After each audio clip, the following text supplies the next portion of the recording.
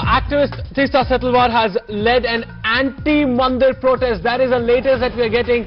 Modi baiters there politicizing the Mandir mediation that is being put forward by many individuals, including Sri Tista Setalwar there leading the anti-Mandir protest and also going across and stating certain observations about how they want the Supreme Court to not treat this just as a property dispute and instead recognize the ramifications. Now it says in the matter of Mohammad Siddiq, also known as Hafiz or Mohammad Siddiq, appellants versus Mahant Suresh Das and others. These are the respondents. It's a civil appeal and that's the name, Civil Appellate Jurisdiction. And in the matter of Sham Benegal, Aparna Sen, Anil Dharkar, Tista Setalwar, Om Thanvi, Cyrus Guzdair. These are the guys who are petitioned or signatories to this petition, 45-page long petition.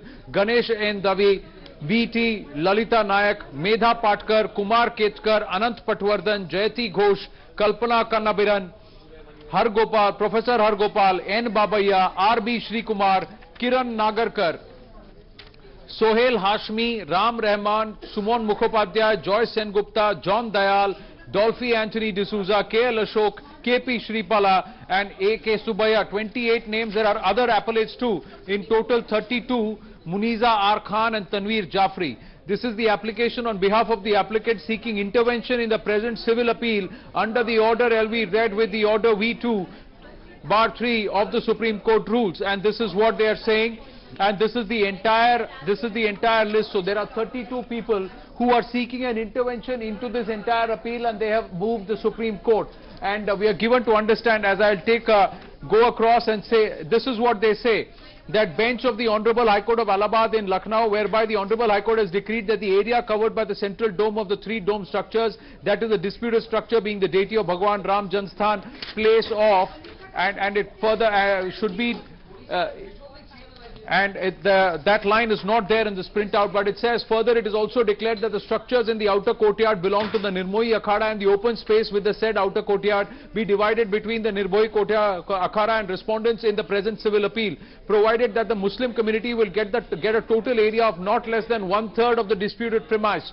Now they are saying the applicants are public-spirited citizens from various walks of life and across the length and breadth of India who feel it is critical as a commitment to the foundational value contained in this constitution to intervene and inject an urgency and a sane voice in this dispute. Apart from the parties of this dispute, there are vast majority of Indians voiceless and unheard who have been mute victims to the festering sores and violence caused by this dispute. That's what they are saying. Then they are also then the addition is the brief display. Then they go ahead and spend reams of paper trying to justify the applicants and all the people who have appealed, the 32 names who are the applicants.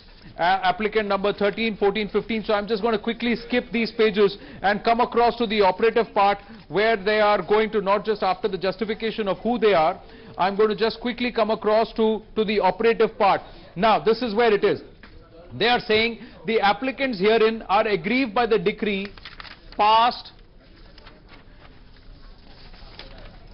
to not look at the present civil appeal through the limited lens of a land dispute. The appellants, being public-spirited people committed to the constitutional values, seek to intervene in the conviction of proposing a solution to present civil appeals which would be consistent with the secular and tolerant ethos that are paramount to ensuring lasting peace in a country like India with diverse religious sentiments. It is submitted that there has been a history of communal violence associated with the said premises, and adjudication of the civil appeal in favor of either parties, that is Hindus and Muslims, is bound to draw sharp reactions on both ends of the spectrum. Now they are going back to highlight. And this is the operative part in page number 15. The submission of the applicant are threefold. The Honorable High Court has decided, now this is the first part, the Honorable High Court has decided that the area covered under erstwhile central dome of the disputed structure was the birthplace of Lord Ram, despite there being no archaeological evidence and in certain instances selectively accepting and rejecting historical evidence. Then they say the said premise and dispute engulfing it have over the course of last 3 decades resulted in various incidences.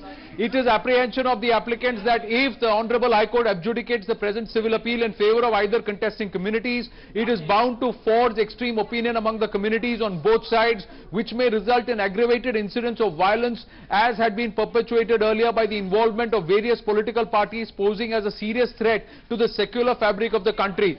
So they are going out and then saying, keeping these broad issues in mind, the applicants humbly submit that the said dispute should not be looked at through the prism of a land dispute, simpliciter, and bring forth the following points that the Honorable High Court should consider and refrain from adjudicating the present civil appeals in either of the communities' favour, in the larger public interest of safeguarding communal harmony. So they are saying that the Mandir move, they are countering the Mandir move, coming out and saying that if you're going to settle this as a land dispute and build a Mandir there and a masjid elsewhere, it's going to hurt the social fabric of the country, and that it's going to further split communities because there will be sharp reactions from either side. That's what these 32 applicants believe at the moment.